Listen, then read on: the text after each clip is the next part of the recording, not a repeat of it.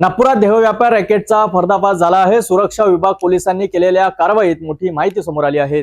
बंटी उर्फ आकाश आणि सचिन मेश्राम या दोघांनी मिळून महिलांना खोलीत आणून वेश्या व्यवसाय चालविण्याचा प्रकार उघडकीस आला आहे। चला सविस्तर माहिती घेऊया आमच्या खास रिपोर्टमध्ये।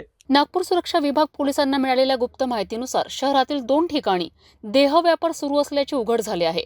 पोलिसांनी तातडीने कारवाई करत बंटी उर्फ आकाश, सचिन मेश्राम आणि 2 महिलांना ताब्यात घेतले आहे। बंटी हा त्याच्या मित्राच्या खोलीत बाहेरून महिलांना बोलावून हा अवैध धंदा चालवत होता।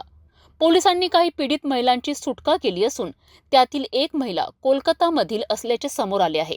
सचिन मेश्राम याने 1 महिन्यापूर्वीच ही खोली विकत घेतली होती। तपासादरम्यान पोलिसांना आणखी धक्कादायक माहिती मिळाली आहे की शहरातील 2 वेगवेगळ्या ठिकाणी हा व्यवसाय सुरू होता। कोलकाताहून आणलेल्या पीडितेची महिलांनी सखोल चौकशी केली आहे आणि पुढील तपास सुरू आहे। जी हमें पता चला था एक बंटी उर्फ आकाश जगनीत करके जो इंसान है वो बाहर से लड़कियों को और महिलाओं को लाके यहाँ पे देह व्यवसाय करता है और वहाँ पे मानकापुर में ताजनगर में एक अपार्टमेंट में उसके जो फ्रेंड है उनके घर पे वो ये व्यवसाय कराता है, ये पता चला था। तो ये सारी जो जानकारी थी इसको हमने अच्छे से वेरीफाई किया और फिर उसके बाद अनैतिक व्यापार प्रतिबंधक कायदा की जो तरतूदें हैं उसके हिसाब से पंटर और पंचों के समक्ष ये सारी कार्रवाई की गई। तो वहाँ पे हमें 2 पीड़िता मिली, जो कि एक कोलकाता से लाई गई थी, जो ये बंटी उर्फ आकाश ने लाई थी। और वहाँ पे जो रहने वाले हैं सचिन दिलीप मेश्राम और उनकी वाइफ सोनाली मनपे उर्फ मेश्राम, तो ये जो है ये आकाश की मुंह बोली बहन थी, ऐसा उनका कहना है। तो ये 3 लोग मिलकर कर रहे थे और वहाँ पे जो दूसरी लड़की थी तो उस लड़की को उसकी मम्मी लेके आई थी इस काम के लिए आकाश के कहने पे।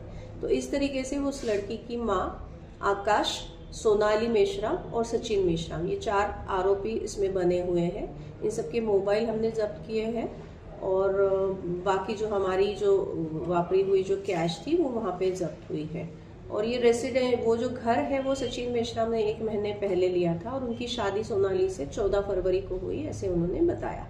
तो वो ये जो कलकत्ता वाली लड़की है उसको 8 दिन पहले मतलब बुधवार को लाया गया था और उनका जो मेजॉरिटी व्यवसाय चल रहा था वो बाहर होटल में चल रहा था और थोड़ा जो है वो यहाँ पे चल रहा था। ये जो सचिन मेश्राम है इन पे ग्रामीण में एक जो गाड़ी थी गुटके की उस संबंध में कोई अपराध दाखिल है जिसमें वो टर्मिनेट हो गए हैं और इनके हिसाब से इनको इस देह व्यवसाय के बारे में पता नहीं था, लेकिन वहाँ पे उन्होंने घर लिया है और उनकी बीवी वो सारा व्यवसाय कर रही है और वो घर पे रह रहे हैं और उनके सामने जो उस दिन की वारदात हुई है पंटर आया, तो वो सारी चीज़ें चलते हुए उनका कहना कि उनको पता नहीं है, इसकी संभावना बहुत ही कम है। कोलकाता की जो पीड़ित है वैसे भी इस व्यवसाय में जो हमको मेजॉरिटी पीड़ित मिलती है तो उनका कहना रहता है कि उनके पास कोई दूसरा व्यवसाय ना होने की वजह से करते हैं। वैसे वो घर का काम करती है, ऐसे उन्होंने बोला। उनकी 18 साल की बेटी है जिसकी पढ़ाई के लिए उनको पैसे की ज़रूरत पड़ती है, तो इसलिए वो इस तरीके का व्यवसाय करती है